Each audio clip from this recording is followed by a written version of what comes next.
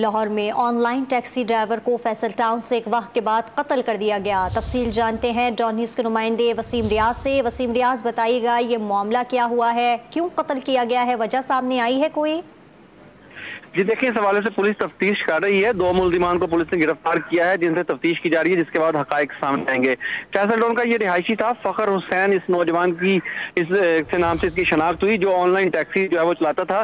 چند روز قبل اس کی ٹیکسی جو وہ بک کی گئی اور جس کے بعد یہ گھر واپس نہ آیا۔ اس کی لاش جو ہے وہ جمعے کے روز مناوا کے علاقہ سے ملی تھی۔ اس کے ورثا نے اس کے اغوا کا مقدمہ جو ہے وہ تھانہ فیصل ٹاؤن میں درج کروایا۔ اس کے بعد ایک مقدمہ جب اس کی لاش مناوا سے ملی تو وہاں پر 302 کا جو ہے وہ درج کیا گیا۔ تاہم اب یہ ڈیڈ باڈی جو ہے وہ شناخت کے بعد فیصل ٹاؤن پولیس کے حوالے کر دی گئی ہے، جس کا پوسٹ مارٹم جو ہے وہ جناح اسپتال سے مکمل کروا لیا گیا ہے۔